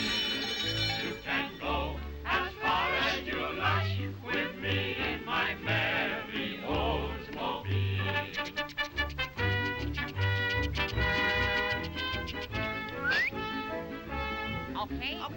Okay. Okay. I pronounce you man and wife. Come on, go to it. No biting in the clutches there. In my merry Oldsmobile. What can you say about that? Did I miss something there? Why exactly was the whole setup for the boxing thing at the end? I mean, no reason. Just I don't know. Let's throw him in the ring. It suggests some disturbing things about courtship or relationships or something. Because I mean, you got the guy who's basically a stalker, and then he breaks down the door, and then the guy she does end up with, she's boxing him at the end. So, I don't know if Oldsmobile could get away with that ad campaign today. Yeah. I don't think A little too racy? I think so. Very racy. I mean, especially when she was in there changing her dresses. The bird cage fell on her. And what? I'm so confused right now. No, I thought the candy was the most... Yeah, well, yeah. That was... That was weird. But it's weird that we're saying that couldn't fly today when we just talked about earlier in the show about Zach and Miri make a porn. I thought this was anything goes. I mean, no, you can have his three like hot chicks in bikinis driving an Oldsmobile, but you just can't have any weird cartoons. I guess that's the weird, disturbing aspect, is that mixing in like a kid's cartoon with adult kind of stuff seems a little odd. But yeah, like Cool World. You remember that? Right, yeah. That's a blast from the past. But again, it's in keeping with this whole weird animation. Do you ever go to one of those animation festival type deals? I haven't been to one. It's kind of cool. They show them at like the Tivoli every once in a while. I think I've only seen one of them, but they show you like, I don't know, something ridiculous, like 15 cartoons in one sitting, but like shorts or whatever. Mm-hmm. It's sort of like those heavy metal movies. Right. The original heavy metal is pretty cool, but yeah, they made a sequel. It's like, So. Yeah. Didn't see it, but I can imagine. Well, the South Park where they made fun of that was a good one, though. Oh, yeah. That was good. They did that this past season, right? Yeah. South Park, they still got it. They do. They still got it. Did you see the Treehouse of Terror thing last night? Yes. Was it any good? It was pretty good. Okay. I liked it. Yeah, I wanted to catch it, but those are some of the best Simpsons. I love that little every year the Halloween one. They usually show it in November because of the World Series. You know, it's like, what's the point? Sometimes it'll be shown in like November 8th. Yeah. Like this year was pretty close to Halloween. I would still insist on showing it on either near Halloween or whatever. Yeah, it's like people forget about it a week. I forgot about it, and I was even ready to watch it. But. Oh well, let's look at some animation that's much, much lower quality than The Simpsons. Let's The Adventures of Junior Raindrop. Do we want to? Is there anything to say about this? Do we even know what's going on here? Something about water conservation or something? Yeah, hopefully you will be entertained and learn a little something too. That's all I got. I think there's a story. The real story here is about Junior's relationship with his mom and his dad. His mom seems like she's not very approachable or something, and his dad just kind of gives him orders and looks like the Stay Puft Marshmallow Man and everything. So that's right. There's some like weird, like he's got to go make his way, and then he doesn't want to go. Oh, turns, Paul, I want to stay here. And it's weird how there's like just 1 minute he's normal, and the next minute he's like almost a terrorist or something. So yeah, I guess it's a not so subtle warning about taking the wrong path in life or something like that. It'll make you think twice about going out without an umbrella in the future. Exactly. Gestapo raindrops. You marching. never know who you're going to end up with. Yeah, so. Well, let's take a look at the adventures of Junior Raindrop.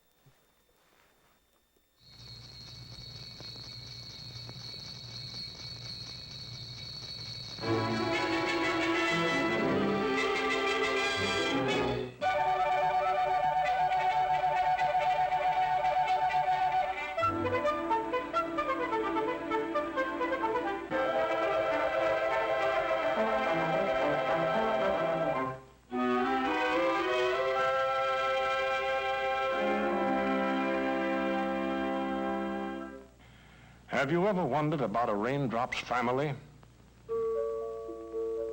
Let's drop in on Papa Cloud and Junior Raindrop.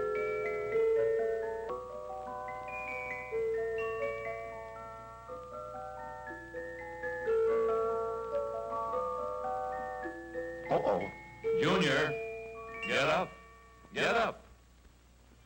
It's time for you to visit your Mother Earth. Oh, Pop.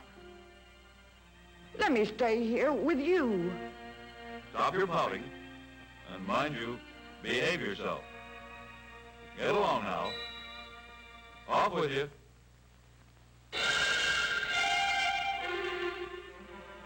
Go along, son. The automatic cloud gates open wide and out tumble millions of earthbound raindrops. Fine welcome this is. Mother Earth can't kick me around. I'll run away. So, Junior joins a group of other raindrops looking for excitement. The bare soil speeds them on their way. Nobody seems to care what they do. As he passes by, Junior hears some plants talking. Some are so sick from having too many withered old crops. Dang it. It will take years. I don't think they're being like That's that. elderly abuse. They put them in a home and forgot about them. A home for free. Old crops home. They say unless fewer cattle and sheep are allowed on watersheds like this, ruin will follow. Gosh, I hope this watershed isn't made better. Because if it is, we can't slide on it anymore.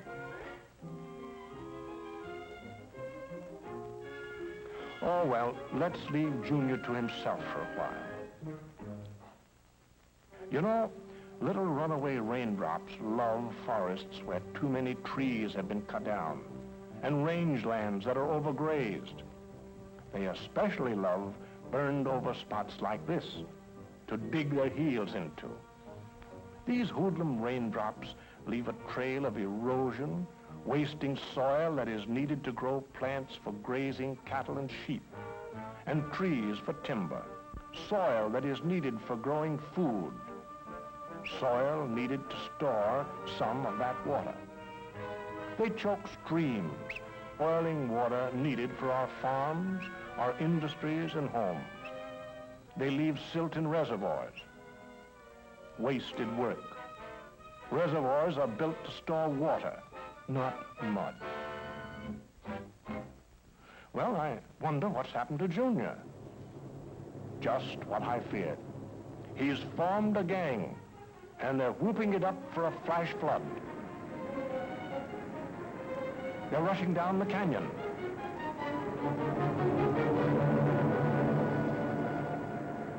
They made a You might want to get off the bridge. Wow, check it out. That flood looks awesome. Too late. Now Junior is a real outlaw. No longer satisfied with flash floods, the gang is planning bigger and wetter floods. Junior's getting dangerous. He's getting tougher and bolder every day. Now he's tough gangster. Heading for the big time, raging along, waging gang war. Robbing, destroying, killing. And all because somebody started a forest fire. Somebody cut down too many trees. Somebody put too many cattle and sheep on this range. Well, sir, Pop Cloud is pretty disgusted with man's carelessness. He knows it isn't Mother Earth's fault. She just isn't getting cooperation from enough people in the USA. Everybody is affected by the way watersheds are managed, and everybody ought to do something about it. It's too bad Junior didn't know his watersheds and land on a good one. Junior and all the other raindrops could be useful if they're treated right. If they were welcomed on a cushion of plants, trees, grass, and leaves, they would seep slowly through the earth into springs, trickle into streams, keep house for the fish, and play with fishermen's lines.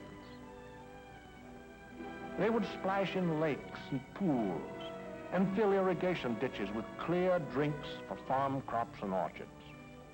In ever-increasing numbers, they would use their excess energy to supply power and light for people's needs. Supporting ships of commerce, the raindrops finally enter the ocean. Until more people cut only trees that can be spared without damaging the land and plant seedlings as needed,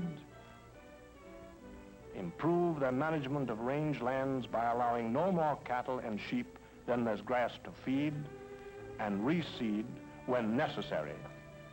Until more people are careful not to start forest fires, we can't expect little raindrops to behave.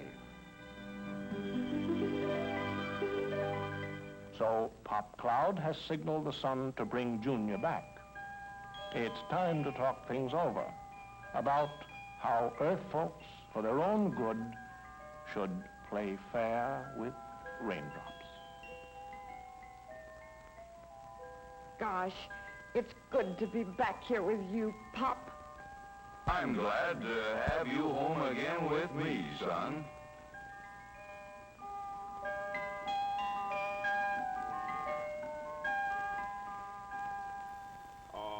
Boy, those Forest Service productions, they sure know how to make a video at the U.S. Ag Department. Can't beat them. I think they went on and formed Industrial Light and Magic. DreamWorks. DreamWorks, yeah. This is the roots of it right here. Woo! Strange. These things are just strange, and I think we have a responsibility to show the 1.5 people watching this show every month about these kind of crazy things. Tell others how strange this is. Yeah. Yeah, I don't know. I mean, some of that animation, I kind of get a little nostalgic seeing the sort of simplicity of some of that old animation. I know what you mean. My buddy Jerry had this, he came over a couple weekends ago, and he had this old, they only bought it for like $5, he and his wife bought it for like $5 at Walmart.